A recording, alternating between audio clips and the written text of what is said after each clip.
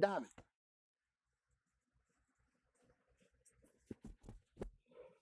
All right, y'all. We are live here on the show. We are live. Excuse me, y'all. So uh we have spy drones that is flying over Iran. Sorry, y'all. I'll turn my mic on mute. That I have tracked. We have got them here. That's going around. We are taking pictures right now of Iran. We also got helicopters that was flying. Oh, you see that? Did you see that, y'all? We have that 5 helicopters confirmed that has turned their transponders off. 5 helicopters. So we have 5 helicopters that have from Kuwait has turned their transponders off, and it's from Saudi Arabia.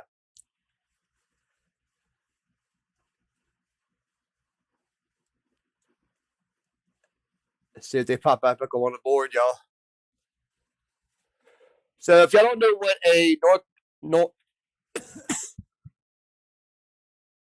sorry y'all, if y'all don't know what a Northrop Grumman MQ is, um, and let me turn my mic down a little bit because it seems like I'm a little loud over there. But if y'all don't know what I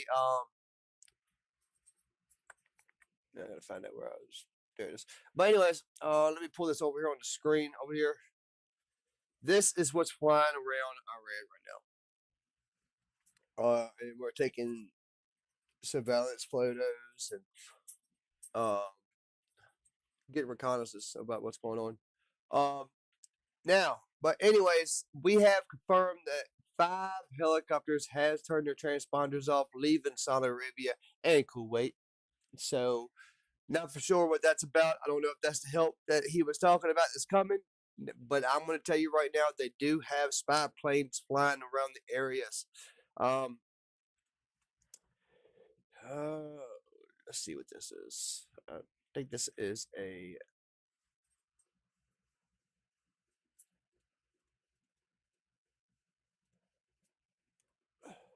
yeah, that's what I thought.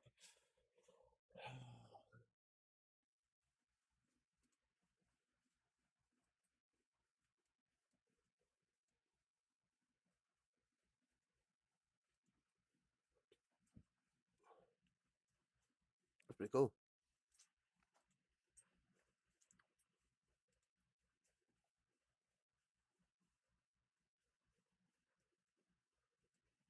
Yeah, see, did you see all the those helicopters in the air right now?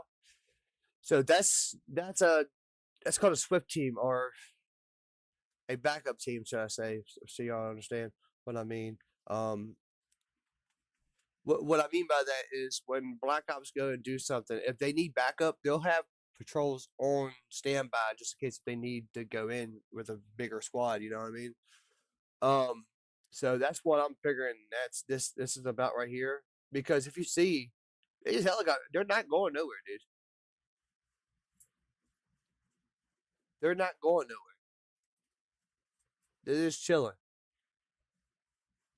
And the helicopters that turn their transponders off look like normal helicopters. So that's um it's whatever it is, it's a Black Ops team. So um probably Delta Force maybe. We're gonna go capture him. Maybe that's what's gonna happen. Oh man, you have no idea.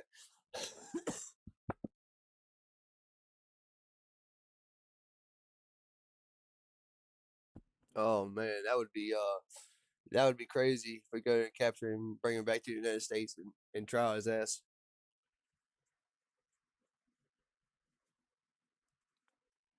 But anyway, uh, pop back on here. See if anything.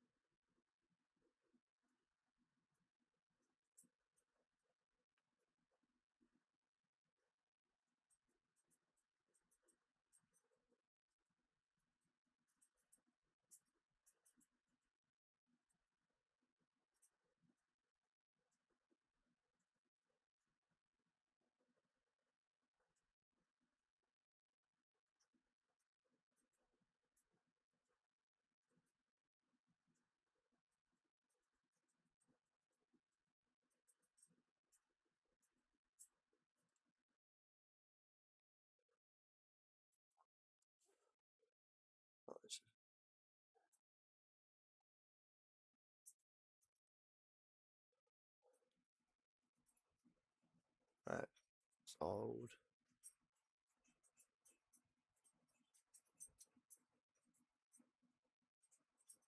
The hell?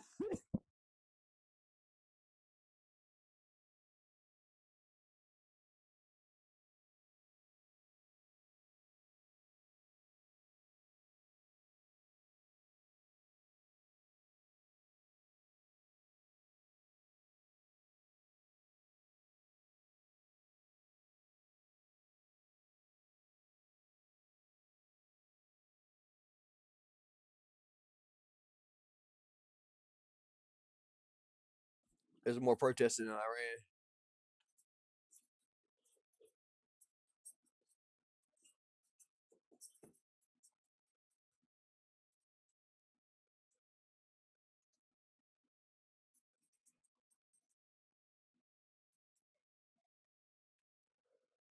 Well, I mean, we wouldn't be able to see anything, but the United States has capabilities to around that. They can get satellite imagery and everything else, man. Like real time footage of satellite imagery and everything. Like they have real footages, like zoomed in from space and looking down at you while you're sitting um on your balcony or your home. Seriously, it's wild.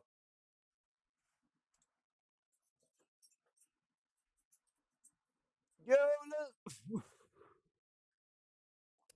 Oh my goodness.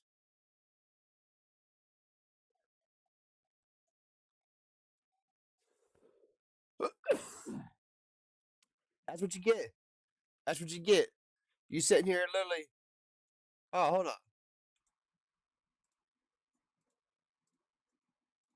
Crazy.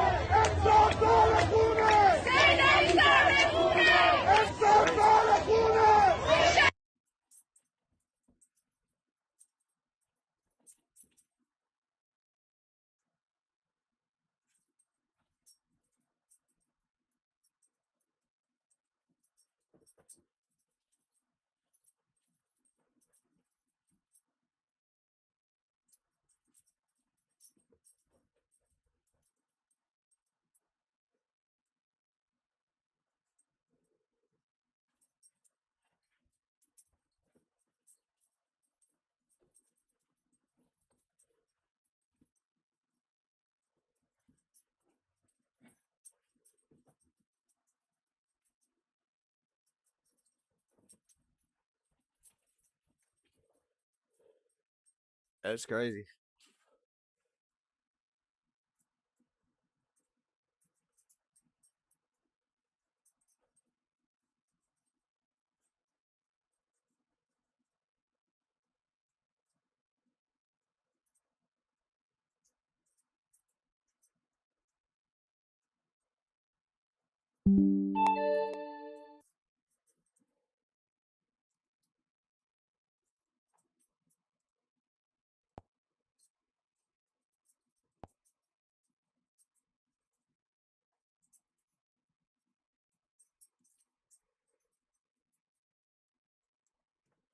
Yeah, it's crazy.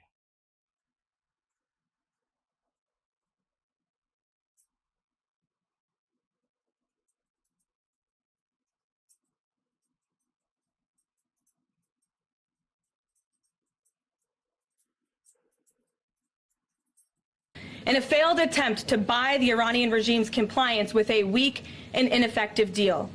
President Trump sent a fleet of American warplanes to destroy Iran's ability to produce a nuclear weapon. The United States and the entire world are safer because of this president's decisiveness. The contrast in leadership could not be more clear. Barack Obama and Joe Biden sent pallets of cash, American taxpayer dollars, in a failed attempt to buy the Iranian regime's compliance with a weak and ineffective deal.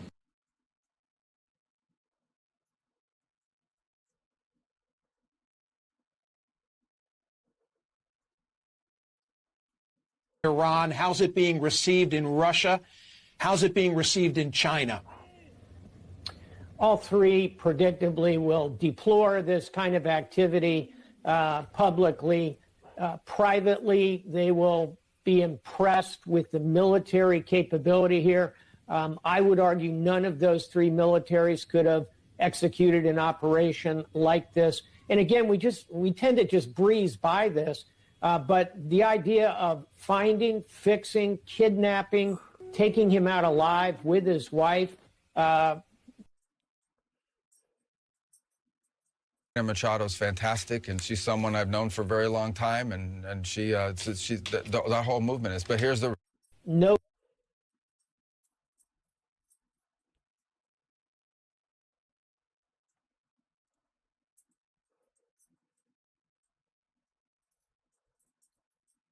Streets across Iran for the 14th night in a row. These protesters risking arrest and even death. Human rights activists reporting more than 640 people have been killed since the protest began 2 weeks ago. The regime in Iran has been the most anti-American, murderous regime in the world. People want their shot at freedom, at opportunity. They know Donald Trump and the USA will deliver and help them. I think the American people are for the people of Iran. We always have been. These types of actions certainly don't speak well, don't bode well for the current regime. Very few things would produce greater peace in Iran and across the world than seeing this tyrannical regime removed from power. If we can take the Ayatollah down, who has American blood on his hands, who is the largest state sponsor of terrorism, who funds Hamas and Hezbollah, then we'll have... Dude, if we could take the Iran's regime down, dude, like, they would be so much better off. The whole world would be so much better off. They fund so many terrorist groups, so many militias.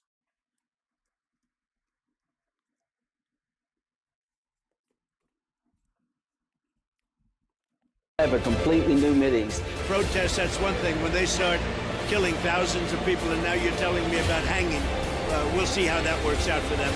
It's not going to work out good.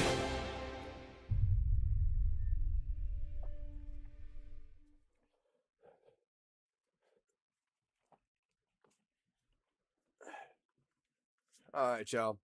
But yeah, I wanted to give y'all an update about what's going on. I caught that on Flight Radar, and I had to jump on to tell y'all what was going on.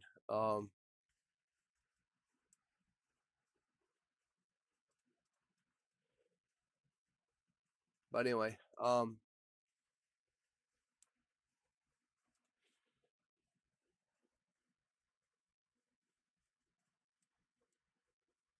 take the filter off.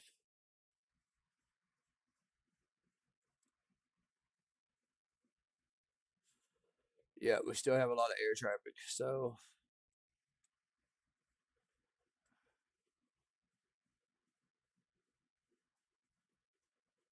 we must have a carrier there, y'all.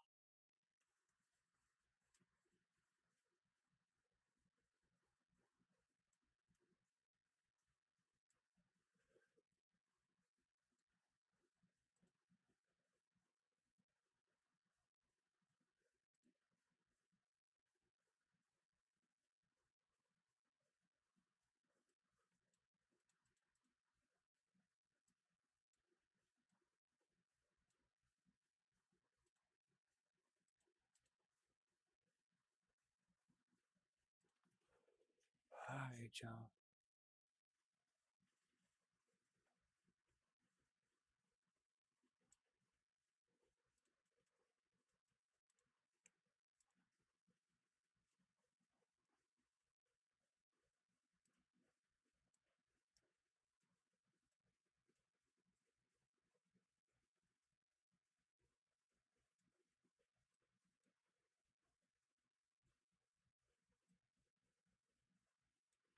So I think air traffic is being diverted now.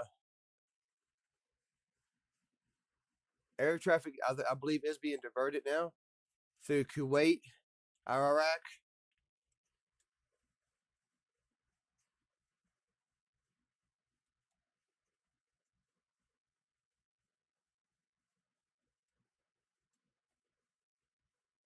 I really think air traffic is being diverted, y'all.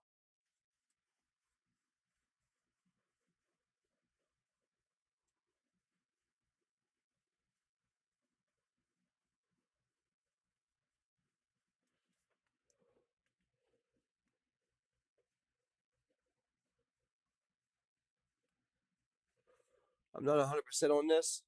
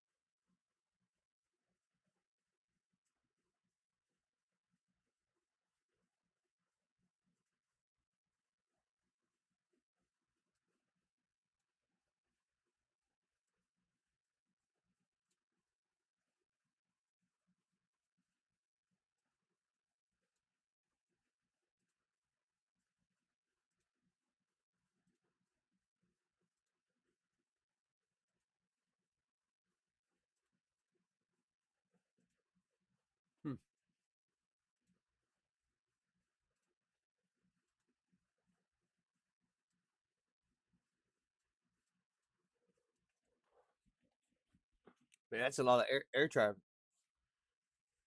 going down through Kuwait and stuff.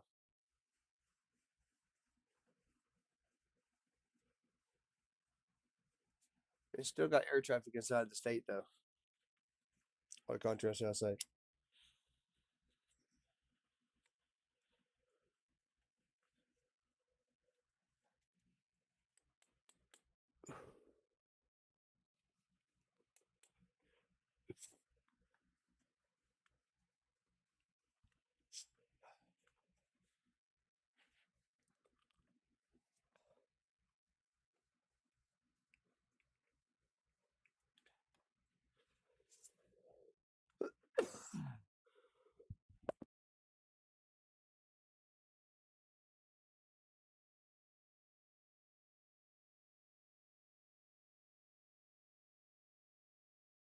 All right, y'all.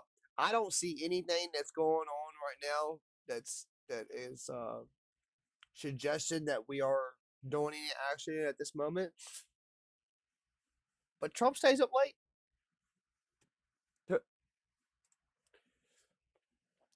And that's the truth.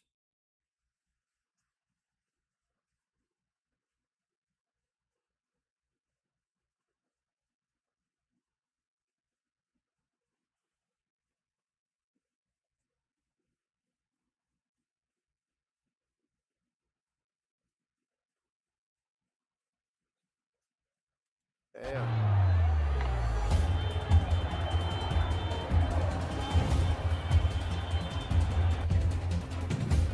Iran's government is failing its people. The currency is in. Yeah, it definitely is.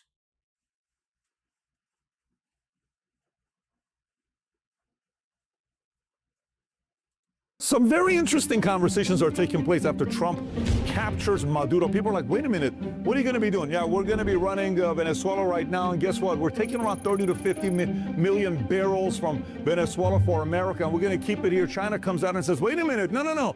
You can't do that. We've been taking control of this place. Marco Rubio comes out, no. This is Western Hemisphere. This is what we're doing. Is America going back to imperialism? Maybe we have been building an empire. Are we going back to expansionism? What could be next? Cuba? Are we really going to go after Honduras, Colombia? He's talking about Greenland. We need Greenland. It's a national security. No matter what, we have to take care of this. There's a lot of stuff that we're going to go through today. And Monroe Doctrine, Donroe Doctrine. What the hell is a Donroe Doctrine? We're going to talk about all of that stuff today.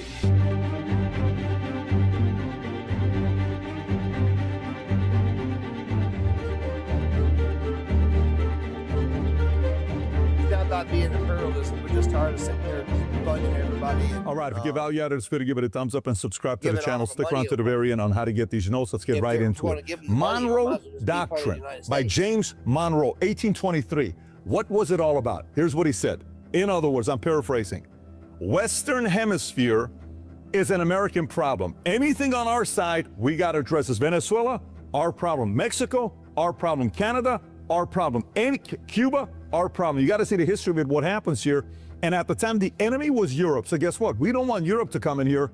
We got this whole place. We got to take this whole thing over before France comes in. There's a lot of people at the time. Obviously, it's not about the leaders, but we got to make sure Europe doesn't come in and take over. So that was their concern, keeping European powers out. So Monroe was about defense. So let's go get everything right now. We got to protect ourselves, right?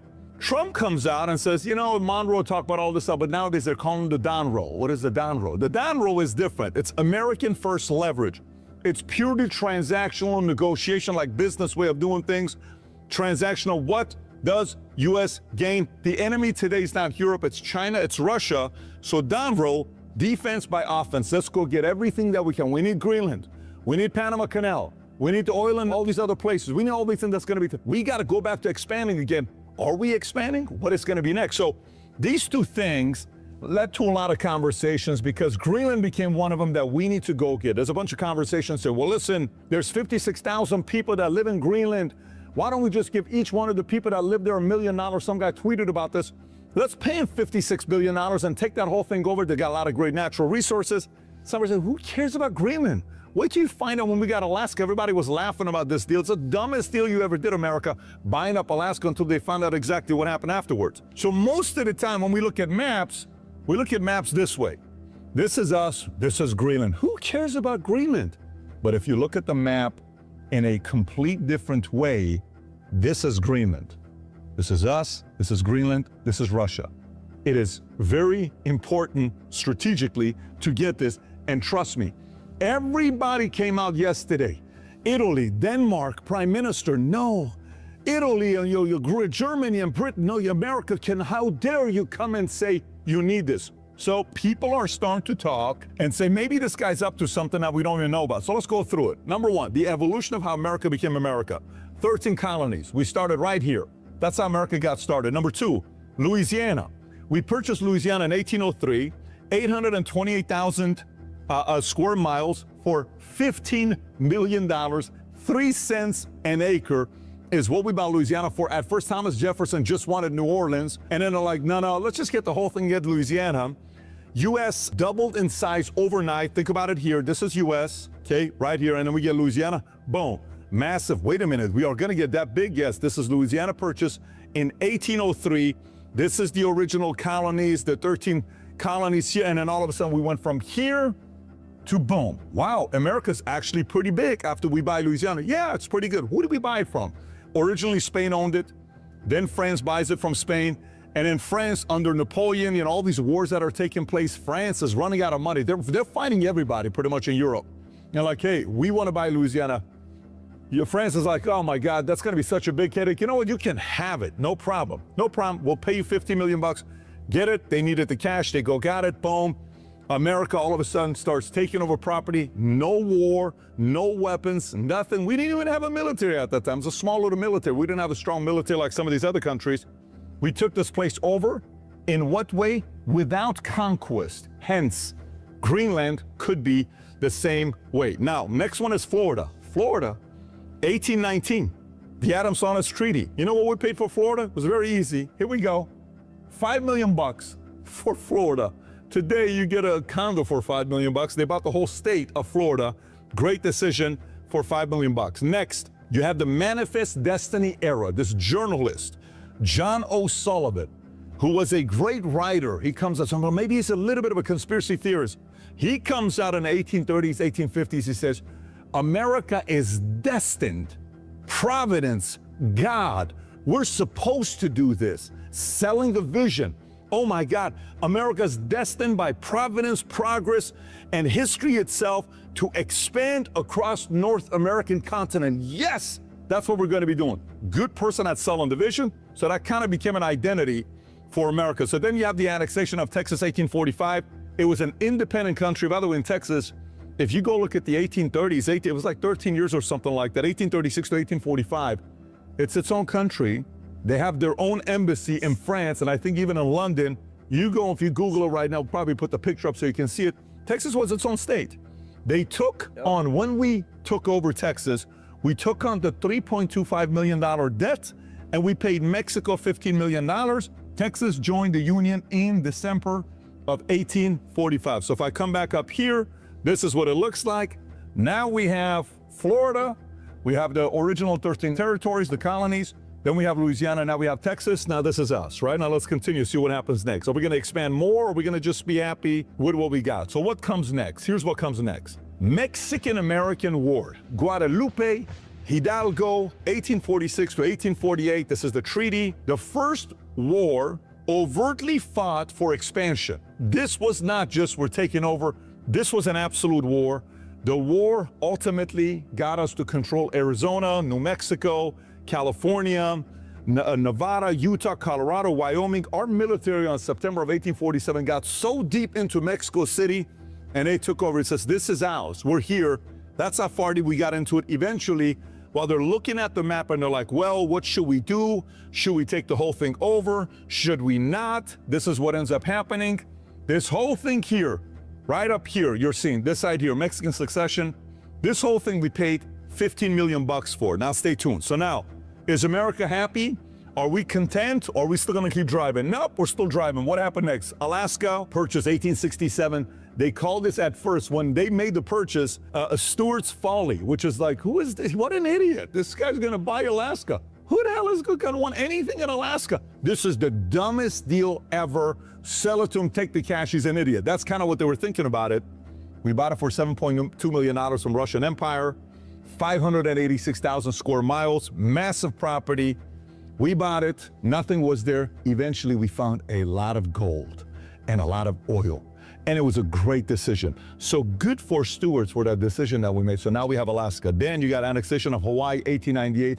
Hawaii comes in. Hawaii used to be its own independent kingdom. They joined us. We took on $4 million of debt. And then from there, this goes on, okay? The next move as we're growing. Keep in mind, now we're getting bigger and bigger and bigger. This is now America. Later on, it's also the Aragon territory that we have, treaty with UK. So then it becomes America. Now, at the same time, while this is taking place, okay, while this is taking place, we over here decide to go to the next phase, which is like, oh my God, World War I, guys, we don't want to do this no more. It was nasty. It was supposed to be the last war ever. It's not going to happen again. We went from America expansionism to what? Isolationist. No. Let's just isolate, guys. Let's avoid anything that we could do. No foreign war issues. Let's just kind of live to ourselves, right? This is a debate that's kind of taking place right now, but America would have never been what it is today if they didn't have the vision of expanding and making the right investments and playing a little bit of offense. And then, of course, later on, what do we take over? Right. Different U.S. territories. He's right about that, though. He is.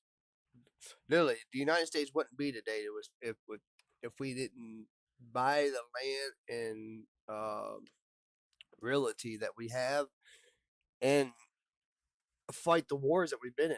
Territories, Puerto Rico, Guam, Virgin Islands, American Samoa, Northern Mariana Islands, and then, this gave us some tax revenue and at the same time, strategic military location. Then comes post-World War II. This is when it gets interesting. Watch what happens here. World War II ends, okay? This is where, at this time when this is taking place, no more annexation. Like direct annexation was a rare thing. Nobody was doing that. Like, oh, that's just not gonna happen post-World War II. So we're gonna change the game a little bit. This is around 1950s on. Now keep in mind, it's a very interesting time. So instead of expanding, we start doing coups. We start getting involved in everybody else's politics. We start using sanctions. We start saying, no, hey, why don't we get involved in the election? Why don't we do some proxy wars? Poke this guy to fight that guy. Let's do some proxy stuff that's going on over here. Selective strike raids, fighting communism is the enemy, USSR, we got to go take those guys out. That's kind of this next phase. And by the way, just something interesting to be thinking about. CIA got started in 1947, and it played a very big role in this whole thing. So we almost went from daddy, what are we doing, daddy? We're going to invest into this. We're going to go buy this. We should invest a little bit more. Founder mentality to it's like more mommy. Well, no, let's just kind of know. Let's play a little bit more scared, and let's just kind of play different kind of games. No. We're going to go expand. We got a vision, American, this whole idea of providence, man. We're destined to do something big. No, let's kind of get involved in everybody else's business. A little bit too nosy type of things of doing. Then you got the next thing where it comes down to today. And by the way, while you're looking at this is very important to look at because of all these coups that we got involved in South and Central America. We got so many of them. Guatemala, Chile, we can give you so many different things. Nicaragua. Look at this map here, which is very interesting. U.S. interventions in Latin America. Blue is no U.S. involvement. I think these two that you see, that's blue. I think that's Guyanas, the two Guyanas. I think that's Costa Rica, and I want to say that's Belize, or I don't know which one that is. Is that Belize? The small blue one? That's Belize. Okay, now watch this yellow. All this yellow here. Indirect involvement through political pressure. U.S. intervention. All the yellow, we've been involved in. Red is not indirect. It's direct U.S. involvement, invasion, or CIA-backed coups. All the red. That's this era. So now we are at a point where everybody's asking a question and saying, what are we going to be doing now? What is now? Because Trump all of a sudden said, Canada's the 51st state, so Canada's going to be 50%. What the hell is he talking about? Well, guess what? In 1777, when we wrote out our original Articles of Confederation, which was prior to our Constitution, it's in there till today. Canada has an open invitation to join the Union at any time. And people thought people thought it was going to happen no matter what in the early 1900s. It just never happened. Why? I didn't know about that. Yeah, Canada today, if they want to be the 51st state, they have the choice to. So notice the language of the visionary, the president, who's up there. He's speaking a different language than the previous presidents. We're not used to this. People are not used to, in our lifetime, we've not had a president thinking about things like this. It's all like, yeah, Gorbachev, bring down that wall. Big deal, respect. Reagan, economy, the progressive taxes, Bill Clinton, the budget, balancing the budget with Newt Gingrich, Obamacare, oh my God, health care for all. And then it's not going to cost you a single penny in taxes, 27% we were, I'm like, what the hell is going on here? Bush, 9/11, war, all this stuff, senior. No, Trump is saying, let's expand. What do you mean, let's expand? Canada, come on. Panama Canal, yes. Venezuela, 30 to 50 million barrels. Greenland, Cuba, why Cuba? Why are they 90 miles away from us? No, Cuba. Really, Cuba? Yes, Cuba. And what about Colombia? Well, he's throwing Colombia, petrol. We're talking about petrol. Honduras, all of these things that we're looking at. So watch this. If we go back here and you look at this map, okay? This was James Polk's All of Mexico plan, right here. When he won this, this whole thing's like, no, we got to expand. We got to expand. We could have taken over Mexico. And like, no, leave Mexico City for them. He wanted all of this map that you see. This is the OG of expansion. This guy wanted all of this. He says, no. This is what the map should be. This should be the line that we take over from right here. And maybe we're going back to that. Because if you think about it, some of these things that happened in the past, we have an ugly history. History is just ugly, period. But you know what happened? Hey, guess what? We want Louisiana. All right, here you go. Hey, guess what? What? Hawaii, come on down. All right, no problem. Hey, Florida. Hey, no problem. Hey, hey, Alaska. Hey, Greenland. Hey, all these other, why? Because we have to protect ourselves. Who's the enemy? China is the enemy. Look at what is China doing coming to Venezuela? What are you doing here? Go back to your own place. Right. Why is China so worried about Panama Canal? Why does the Panama Canal owned by Hutchinson based out of China? What are you doing coming to the Western Hemisphere? So now President Trump is like, wait a minute. He's only going to be president for 3 years. Some of you guys are watching this like, I don't like the guy. Well, guess what? Do you want China to have control in Venezuela? Is that who you trust, or us? Now you may say, I don't want anybody there. I get that. But guess what? You have to be thinking long term. War is nasty, protecting yourself is nasty, and the enemy wants your lunch, and you better be ready for it. So, are we going more towards, is this more expansionism or is this more imperialism? What's about to happen next? This is a great conversation, but this may be the next phase we're going to as a country, which, to be honest with you, I am so glad there's somebody that's running it, that's thinking about what's going to happen with America, not the next 3 years because he's trying to win a re-election in 2028. No. What America needs 20, 30, 40 years from now. Because war is going to change in a major way. Do you realize if China controls Panama Canal, and let's just say we're doing something with them, you thought COVID was bad? Imagine China says, shut it down, don't send anything to US. What happens with you feeding your kids? What happened with all the equipment that's coming to us from all these big ships that's coming to what happens then with all these containers? You want them to have that control? So I actually love the strategic movements that they're making. They're shocking everybody. If you got any questions, I want to hear your thoughts about this as well while you're watching it. If you got value out of this video, give it a thumbs up and subscribe to the channel. And if you want to get the notes, go to PBD Entrepreneur Circle. We'll put the QR code here and a link below. You'll get all the notes for free in that circle for yourself. Do whatever you want with the notes. And if you enjoyed this video a year ago, I made a video about the rapid fall of Venezuela, how socialism and communism destroyed a great country. If you've never seen it, click here to watch it. Take care, everybody. Bye-bye, bye-bye.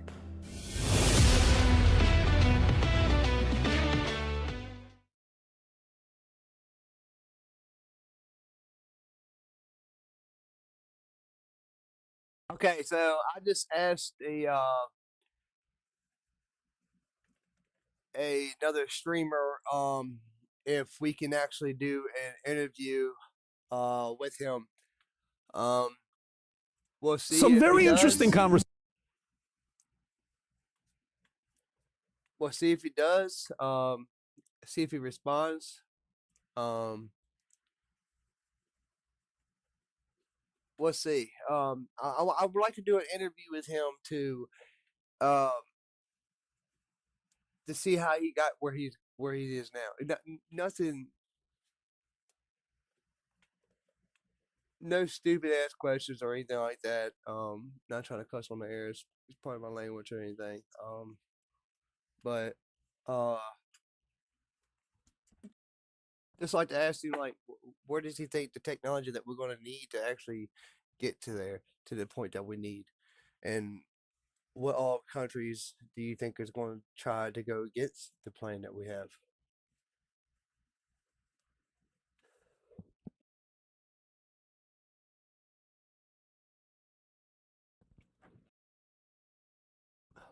But we'll see. Hopefully I get a response back from him. And be nice to do an interview with him. Either in person or via video. But anyways, that's the show for today. I'm going to keep in track of what's going on over in Iran and keep y'all in tune about what's going on. If we invade or put boots on the ground or start dropping bombs or anything like that, I will come back on the air. I have alerts on my phone and stuff like that, so keep in tune about what's going on. If y'all just now watch the show or anything, hit the subscribe button, hit the